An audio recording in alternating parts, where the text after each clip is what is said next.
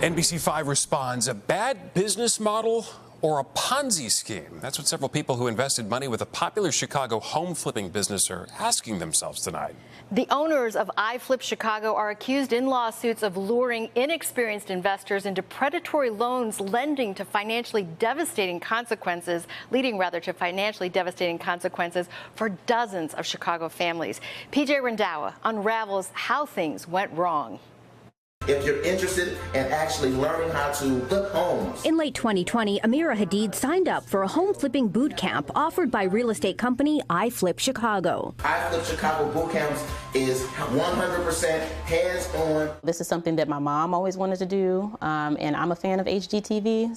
Yeah, and it's your own cousin. Yeah, and who can't trust family? My name is Ramo Bay, and it's my wife, Michelle Nicole Bay. That's Amira's cousin, Michelle Bay. She and her husband, Ramo Bay, run iFlip Chicago. In addition to boot camps, the company offers joint venture partnerships to first-time investors who want to flip a home. There were a lot of people who had successfully done flips with him. Tatiana Barnett is a realtor and iFlip boot camp graduate. Both she and Amira say after the boot camp, they were recruited into iFlip's joint venture program. It was supposed to work like this. Participants would have to provide some upfront capital. iFlip would find the property, provide access to the lender, and oversee the renovation. Then iFlip would sell the home for you and take 30% of the total profit. You don't have to worry about any of this stuff because they have all of these relationships. To get financing through iFlip's preferred lender, Ramo Bay told the women his name had to be on their loan. Being in real estate, it's not something that's unheard of if you don't have a track record of doing, fix and flips with lenders. At closing, each woman hired iFlip's preferred real estate attorney, Alex Ranja, to represent them.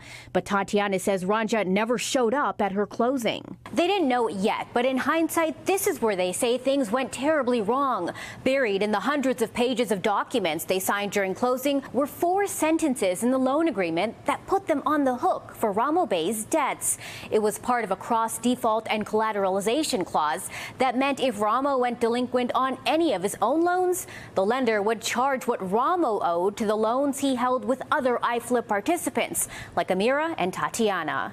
And Ramo had several past due balances. The women's loan documents show they were charged thousands in cross-interest fees, all transferred from Ramo's delinquent loans. This was never about flipping property. This was about taking loans out to pay a debt. That didn't belong to us. The loans then went on to fail. They were never written to succeed. They were predatory loans. Now lawsuits recently filed by both women say iFlip lured them into a real estate investment Ponzi scheme, and the lender and real estate attorney were in on it. So instead of you getting the money to pay the contractors and renovate the home, what was happening with it? We have no idea where the money is. How much are we talking about here?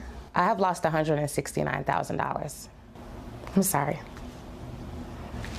We are at risk of losing over $200,000. Our desire was to elevate the Black community, rebuild and redevelop our neighborhoods. And the Woodlawn community Ramo and Michelle claim they wanted to revitalize now has 2 more vacant and decaying homes dotting its landscape. So this property has been this way since 2022. Sandra Robinson lives next to the home Amira was never able to finish renovating. It's an eyesore. I hope something gets to be done. It's disgusting that this is 2 years later and we have no answer. We have more questions than answers.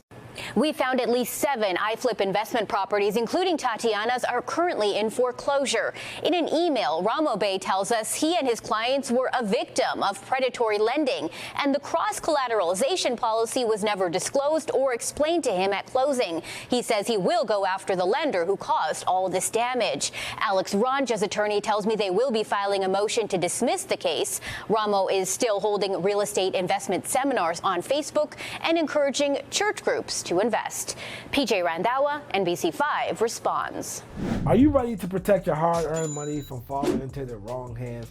Well, today we're going to show you exactly how to do that to prevent things like this. Because in this climate, the scammers will always have their hands out, especially with money tightening up in the economy.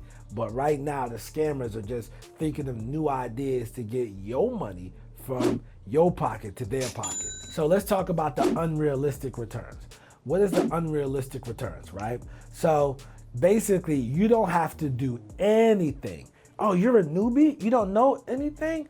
Okay, all you have to do is give me this upfront money. Okay, now you gave me the upfront money. Oh, you don't have to do nothing. You just lay back, relax, kick your feet up. I'm gonna take a little 30% profit on the back end, but you're gonna get 70% for doing nothing, and we'll handle the whole process. Let's dissect that, okay? That's unrealistic. So you don't have to do no work, and then everything's gonna work out right. Chances are that's somebody who takes advantage of people who do not know what is going on. And as a newbie, it's okay not to know what's going on. So therefore, you don't want to get involved with people like this who just want to keep you blind and say, all you have to do is send in this money, sign this, and we will give you your profits when it's done. That's why a lot of people got scammed online with the Amazon stores. All you had to do was wire in some guy anywhere between $15,000 and $40,000 from what I'm hearing, and they're gonna set you up an Amazon store and pay you a percentage of the profits every month. And you didn't have to do any work, you didn't have to know how it worked or anything like that. And then what would they do next, right? The store gets shut down and they disappear. And a lot of people got scammed, okay? So never fall for unrealistic things, right? If it sounds too good to be true, it probably is. Now, one thing as a real estate investor, I know real estate, I do real estate, right? So meaning that I know it and I do it, right? These are the things that I do. If somebody calls me up and says, hey, I got this house for $1,000, I need to close fast, no problem. We will sign a contract, okay? And then we will send it to the attorney to do the title search. Once title is done, we'll close, okay? But you notice how there was a contract involved and then an attorney involved or a title company, depending on your state, you do real estate. So when I'm buying houses cheap, I'm not afraid because in the few cases that I did have, whereas the person didn't own the house, all that's gonna come in the title search, or the person had multiple siblings that had to sign off on the sale of the house. You know what I mean? What they don't mention. But these things, I'm protected because I have the information, I know the process. If you don't know the process, be very skeptical of this. Number two, the lack of transparency. If an investment strategy is vague, be very careful, especially if they don't want to explain to you what's going on. Like in real estate, right? GCs like to keep you in the dark. What is a GC? A general contractor. They like to keep you in the dark so you don't know. And if you don't know, they can take advantage of you. So that's why you want to have some slight bit of knowledge. Contractors do this, subcontractors, etc. But in any industry that happens. If you don't know it, they will take advantage of it. So for a lot of my students, right, that come into my program, I tell them, hey, listen, don't just hand off cold calling somebody else, start doing it so you know the productivity levels and what should be done and how many leads you should be getting. The reason being, people will take advantage of you if they know you don't know. And I've been there before with multiple things. People knew I didn't know, so they would take advantage of me. So believe me, people will do anything to get your money from your pocket to their pocket. So do not trust them. They will scam you. So when you're signing up for these programs, right, they're giving you, and for something like this, ask questions. You know, like, yo, what property are you working on? You know what I mean? Right now, look at the properties. If that person owned these flips and they're a professional flipper and they give you multiple properties, whereas they had them for over a year or 2 years, or if they give you like, yo, listen, yeah, we bought this dirt, we was gonna build the house, but the dirt's been sitting there for 2-3 years, be very skeptical about moving forward. How do you find this information out? You can go to the city tax card to see when they bought it, etc. Because if they take their time on their projects, chances are your project will not be a priority. Now, the companies that talk about consistent returns, be very skeptical when they say consistent returns, because how are you giving consistent returns in every market climate, right? So my friend is a licensed financial advisor. If a product is not guaranteed, they can't even get online and say, hey, I can guarantee you make money. I can guarantee you do this. They can't do that. They can lose their license, okay? Because the board or their company doesn't want that liability for people sending in their last $1,000 and thinking it's going to turn into $1 million.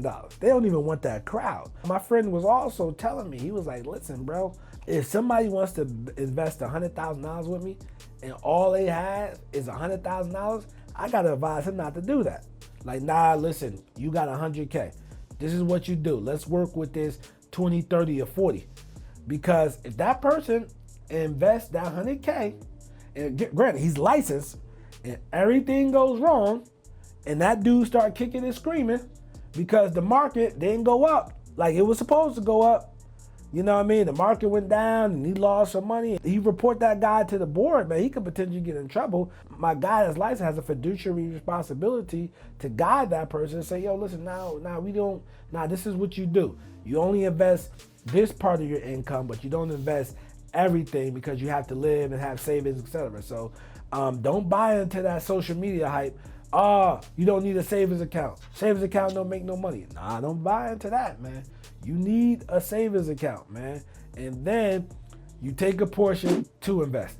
And number 4, listen, the pressure to reinvest. Okay, so there was a recent online real estate scam by the dude Caesar. What he was doing was he was paying people a return, but not the initial investment. Say, hey, listen, let me move your loan to over here.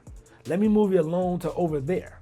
You know what I mean? When you hear stuff like that, nah, you know what I mean? It could be legit, but majority of the time it's not. It's just somebody running the Ponzi scheme. That's all that is. They take in money from Peter to pay Paul. That's all they are doing. So be very skeptical when that goes on. Be very skeptical. And if you do fall victim, report these people, all right? Go to your local news stations. Go to the SEC, etc. for these people guaranteeing you returns. Go to the FBI, report them.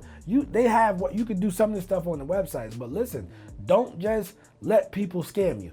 All right, last but not least, if they ask for cash. Now, in this instance, the video we watched, they didn't ask for cash, but I've seen other scams where the people gave them cash. You know what I mean?